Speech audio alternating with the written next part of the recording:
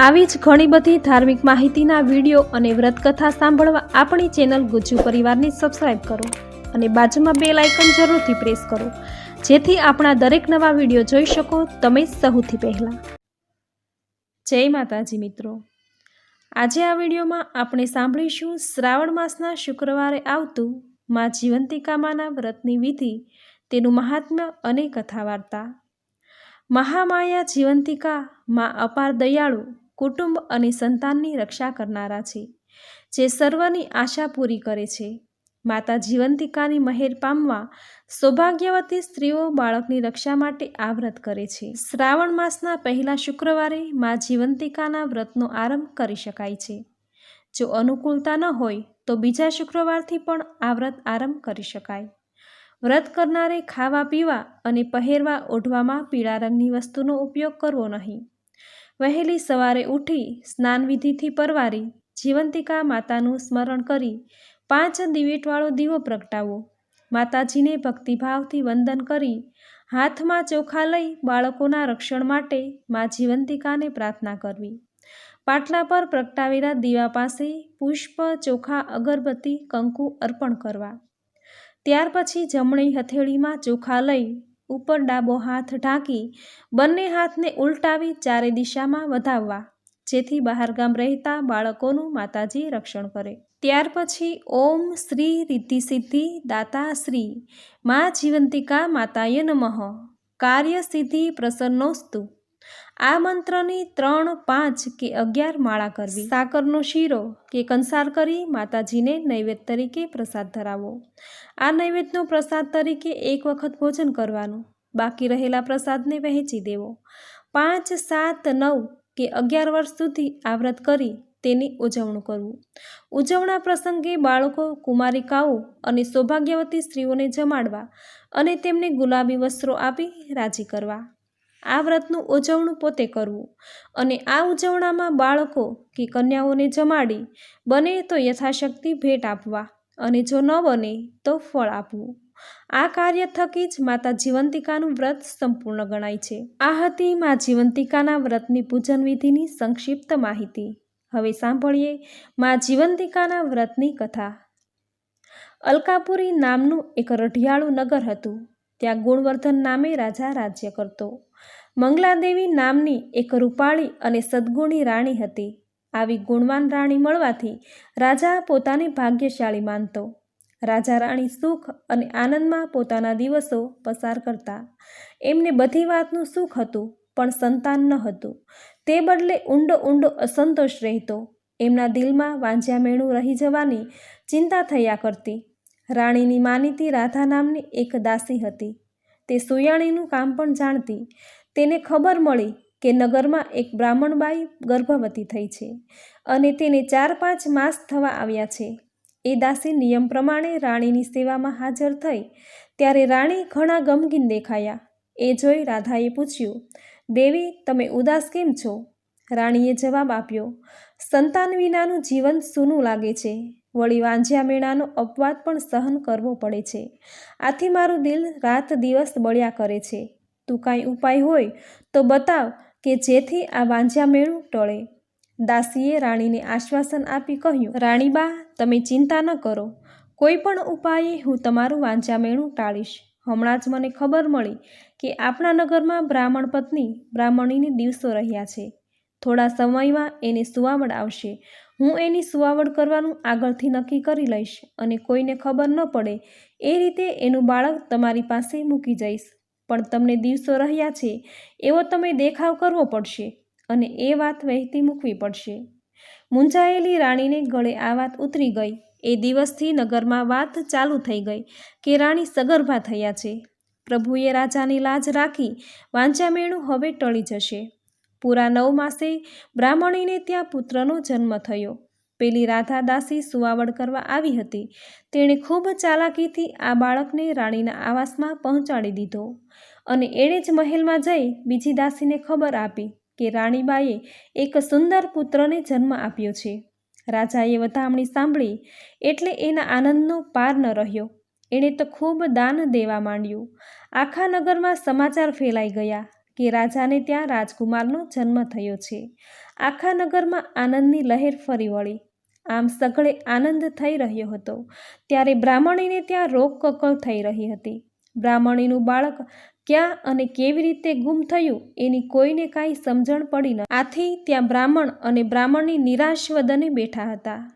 આ બ્રાહ્મણી દર વર્ષે મા જીવંતિકાનું શ્રદ્ધાપૂર્વક વ્રત કરતી હતી. આ વર્ષે પણ એણે વ્રત પરિપૂર્ણ કર્યું અને મા જીવંતિકા તેના પર પ્રસન્ન થયા હતા. આથી જ એનો પુત્ર રાણી પાસે હતો અને મા જીવંતિકા ત્યાં તેનું રક્ષણ કરતા હતા. આ બ્રાહ્મણીનો પુત્ર રાજાને ત્યાં રાજકુમાર બની અત્યંત લાડકોડમાં ઉછરી રહ્યો હતો. એનું નામ જયંત રાખવામાં આવ્યું. કુમાર જેમ મોટો થતો ગયો તેમ હોશિયાર અને કુશળ બનતો ગયો. એણે ખૂબ વિદ્યા અભ્યાસ કર્યો. યુદ્ધ વિદ્યામાં પણ એ નિપુણ બન્યો. એવામાં રાજાનું એકાકી ટૂંકી માંદગીમાં મૃત્યુ થયું. રાજાના મૃત્યુ બાદ વિધિપૂર્વક તેની ઉત્તરક્રિયા કરી પ્રજાએ રાજકુંવરને ગાદી પર બેસાડ્યો. રાજા જયંતે બહુ કુશળતાપૂર્વક રાજ્યનો વહીવટ ચલાવવા માંડ્યો. એના રાજ્ય અમલમાં પ્રજા બહુ સુખી થઈ અને પ્રજાપ્રિય રાજા બન્યો. એક દિવસ જયંત તીર્થધામમાં પિતાનું શ્રાદ્ધ કરવા જવા જરૂરી સામગ્રી લઈ નગર છોડી ચાલી નીકળ્યો. જતાં જતાં સાંજ પડી એટલે ગામ દેખાયું. એ ગામના પાદરે એક વણિક વેપારીની હવેલી આવેલી હતી. રાજા જયંત ત્યાં ગયો અને વણિક શેઠને કહ્યું, મને આજની રાત અહીં રહેવા જગ્યા આપશો. વણિક શેઠે રાજાને આવકાર આપ્યો, પૂજન કરાવ્યું અને હવેલીના દરવાજા આગળ પલંગ પાથરી આપ્યો. રાજા જયંત દિવસભરના શ્રમથી થાકેલો હતો, તેથી થોડી વારમાં જ નિદ્રાધીન થયો. રાજા જયંત જ્યાં જ્યાં જતો ત્યાં જીવંતિકા દેવી એનું રક્ષણ કરતા. અહીં પણ કુંવરનું રક્ષણ કરવા તે આવી પહોંચ્યા. મધ્યરાત્રિનો સમય થવા આવ્યો એટલે જયંતને કાને કોઈના રુદનનો અવાજ આવ્યો. એ તો સફાળો બેઠો થયો અને દીવાના પ્રકાશમાં એણે જોયું તો હવેલીના એક ખૂણામાં સૂતેલો વણિક રડી રહ્યો હતો. જયંતે શેઠની પાસે ગયો અને તેને આશ્વાસન આપતા પૂછવા લાગ્યો, શેઠ, આપને શું દુઃખ છે? આપ કેમ રડો છો? શેઠે દીનતાપૂર્વક કહ્યું, હે ભાઈ, મારા દુઃખનો કોઈ પાર નથી. મારે ત્યાં જેટલા બાળકો જન્મે છે તે બધા 7મે દિવસે મૃત્યુ પામે છે. અત્યારે પણ મારી સ્ત્રી સુવાવડમાં છે. તેને રૂપાળો દીકરો જન્મ્યો છે. આજે તેનો 6ઠ્ઠીનો દિવસ છે. કાલે 7મા દિવસનું પ્રભાત થતાં જ તે મરી જશે. આથી મને રડવું આવે છે. હે ભાઈ, મારા દુઃખનો કોઈ આરો નથી. રાજા જયંત શેઠને સમજાવવા લાગ્યા કે શેઠ, લખેલા લેખ મિથ્યા થતા નથી, માટે અફસોસ ન કરો. મુસાફરના સમજાવવાથી શેઠ જરા શાંત થયા અને પથારીમાં આડા પડ્યા. રાજા જયંત વિચારે ચડ્યો અને જાગતો જ પડી રહ્યો. થોડો સમય થયો ત્યાં તો વિધાતા દેવીએ હવેલીમાં પ્રવેશ કર્યો. આજે તો જયંતની રક્ષા કરવા જીવંતિકા દેવી પણ પહેલેથી જ હવેલીમાં આવેલા હતા. જીવંતિકા દેવીએ વિધાતા દેવીને રોકી અને પૂછ્યું કે આજે તમે આ વણિકના પુત્રના 6ઠ્ઠીના લેખ લખવા આવ્યા છો, તો મને કહો કે તમે શું લખવાના છો? વિધાતાએ કહ્યું, એ કોઈને કહેવાય નહીં, પણ તમે જીવંતિકા દેવી છો તો તમને હું કહું છું કે સવાર થતાં છોકરાનું મૃત્યુ થશે એટલું લખવાનું છે. જીવંતિકા દેવીએ કહ્યું, હું જ્યારે આ ઘરમાં છું ત્યારે તમે આ છોકરાના મૃત્યુનો લેખ ન લખી શકો. દીર્ઘાયુષ થાવો એટલું લખજો. જીવંતિકા દેવીની આજ્ઞા આગળ વિધાતા લાચાર બની ગઈ અને પેલા વણિક પુત્રના 6ઠ્ઠીના લેખમાં દીર્ઘાયુષ થાવો એટલું લખી અને ચાલી ગઈ. સવારે વાણિયણે પોતાના પડખે સૂતેલા પુત્રને જીવતો જોયો ત્યારે એના આનંદનો કોઈ પાર ન રહ્યો. આ ખબર સાંભળી વણિક શેઠના ઘરમાં સર્વ આનંદમાં ડૂબી ગયા. વણિક શેઠને ખાતરી થઈ કે જે યુવાન ઘરમાં આવ્યો છે તે શુભ પગલાંનો અને ભાગ્યશાળી છે. એના પગલાંથી જ મારું અશુભ થતું અટકી ગયું છે. 2-3 દિવસ રોકાયા બાદ જયંતે જવાની રજા માંગી. શેઠ શેઠાણીએ થોડા દિવસ રોકાઈ જવા ખૂબ આગ્રહ કર્યો. રાજાએ કહ્યું કે હવે હું અહીં રોકાઈ શકું એમ નથી. પાછો ફરીશ ત્યારે જરૂર તમારે ત્યાં મુકામ કરીશ. તીર્થધામમાં પોતાના પિતાની શ્રાદ્ધ ક્રિયા કરી કેટલાક સમય બાદ જયંત પાછો ફર્યો. પેલા વણિક શેઠને ગામ આવી પહોંચ્યો એટલે તેણે એક દિવસ માટે તેને ત્યાં મુકામ કર્યો. આ વખતે પેલા શેઠની પત્નીની સુવાવડ આવી હતી. એને પણ પુત્ર સાંપડ્યો અને આજે 6ઠ્ઠો દિવસ હતો. મધ્યરાત્રિનો સમય થતાં જ વિધાતા દેવીએ પેલા વણિકપુત્રના છઠ્ઠીના લેખ લખવા તેની હવેલીમાં પ્રવેશ કર્યો. આ વખતે રાજા જયંતનું રક્ષણ કરવા જીવંતિકા દેવી ત્યાં જ આવેલા હતા. તેમણે વિધાતા દેવીને પૂછ્યું કે આજે તમે કોઈ સારા લેખ લખવા જ આવ્યા હશો. કહો તો ખરા, તમે શું લખવાના છો? વિધાતાએ કહ્યું, હું એ લેખ લખવા આવી છું કે સવાર થતાં જ આનું મૃત્યુ થશે. જીવંતિકા દેવીએ પ્રથમની માફક જ કહ્યું કે જ્યારે હું અહીં હાજર છું ત્યારે તમે આવો લેખ ન લખી શકો. કૃપા કરી એનું દીર્ઘાયુષ થાય એવો લેખ લખો. જીવંતિકા માની હઠના કારણે વિધાતા દેવીએ દીર્ઘાયુષ થાવો એવો લેખ લખી ત્યાંથી ચાલવા માંડ્યા. જતાં જતાં વિધાતાએ જીવંતિકાને પૂછ્યું, દેવી, પહેલાં પણ તમે આ હવેલીમાં હાજર હતા અને આજે પણ તમે અહીં હાજર છો. તમારી અહીંની પધરામણીનું કારણ મને જણાવો. આ વખતે રાજા જયંતની આંખ ઉડી ગઈ. એણે જોયું કે પોતાના પલંગ પાસે કોઈ દિવ્ય સ્ત્રીઓ વાતું કરી રહી છે. એ શાંત પડી રહ્યો અને વાત સાંભળવા લાગ્યો. જીવંતિકામાં દેવીએ કહ્યું, આ ખાટલામાં સૂતેલા યુવાનની માતા વર્ષોથી શ્રદ્ધાપૂર્વક મારું વ્રત કરે છે. મારું વ્રત શુક્રવારના દિવસે કરવાનું હોય છે, એટલે પ્રત્યેક શુક્રવારના રોજ તે ભક્તિપૂર્વક મારું સ્મરણ કરે છે. મારા વ્રતના નિયમ પ્રમાણે તે પીળા રંગના વસ્ત્રો પહેરતી નથી કે ભોજનમાં પણ પીળી ચીજનો ઉપયોગ કરતી નથી. આથી હું તેના પર પ્રસન્ન રહું છું. આ કુંવર તે બાઈનો દીકરો છે, એટલે એ જ્યાં પણ જાય છે ત્યાં હું એનું રક્ષણ કરવા એની પાછળ જાઉં છું. આ સાંભળી વિધાતા દેવી તેના માર્ગે ચાલતા થયા. સવાર પડ્યું. પેલી સુવાવડી વાણિયણે જોયું તો પડખે સૂતેલો બાળક જીવતો હતો. આથી ઘરમાં બધાને આનંદ થયો. પેલો વણિક શેઠ મુસાફર પાસે ગયો અને કહેવા લાગ્યો, ખરેખર તમે કોઈ દેવી પુરુષ છો. તમારા શુભ પગલાંથી આજે પણ અમારા ઘરમાં અશુભ ઘટના બનતી અટકી ગઈ. તમે થોડા દિવસ અમારે ત્યાં રોકાઈ જાઓ એવી મારી વિનંતી છે. રાજાએ વણિક શેઠને કહ્યું, આ બધો પ્રતાપ જીવંતિકા દેવીનો છે. એટલું કહી રાજા જયંત શેઠની રજા લઈ ત્યાંથી વિદાય થયો. કેટલાક દિવસનો પ્રવાસ કર્યા બાદ રાજા જયંત પોતાના મહેલમાં આવી પહોંચ્યો. એ રાજમહેલમાં ગયો અને ત્યાં રાણી માતાને પૂછ્યું, માતાજી, આપ હાલમાં કોઈ વ્રત કરો છો? રાણીએ જવાબ આપ્યો, બેટા, અગાઉ મેં કોઈ વ્રત કર્યું નથી અને અત્યારે પણ કરતી નથી. કુંવરને આશ્ચર્ય થયું. ઘણા વિચારને અંતે એને લાગ્યું કે આ મારી સગીમાં નથી. મારી માતા તો જીવંતિકા માનું વ્રત કરે છે. મારે ગમે તે ઉપાયે તેને શોધી કાઢવી પડશે. થોડા દિવસમાં પવિત્ર શ્રાવણ માસ આવ્યો.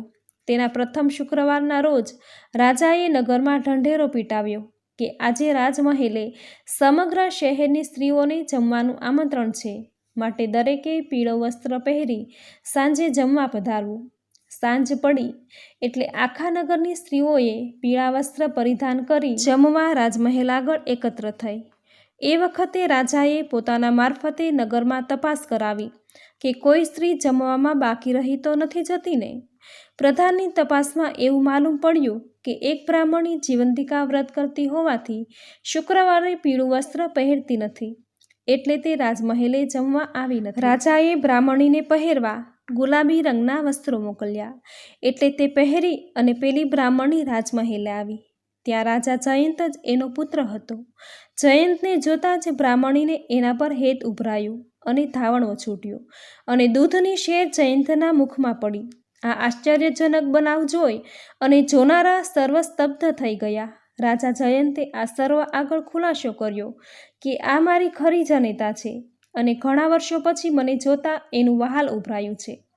આ સાંભળી બ્રાહ્મણી બોલી, બેટા, તમારી માતા રાણીબા છે, છતાં તું મને માતા કહીને કેમ સંબોધે છે? જયંતે વિધાતા દેવી અને જીવંતિકા દેવી વચ્ચેની વાત ત્યાં રજૂ કરી અને વધારે ખાતરી કરવા તે બ્રાહ્મણીને રાણી માતા પાસે લઈ ગયો અને બોલ્યો કે રાણી માતા, સાચું કહેજો, હું તમારો સગો દીકરો છું કે તમે મને પાળી પોષીને મોટો કર્યો છે?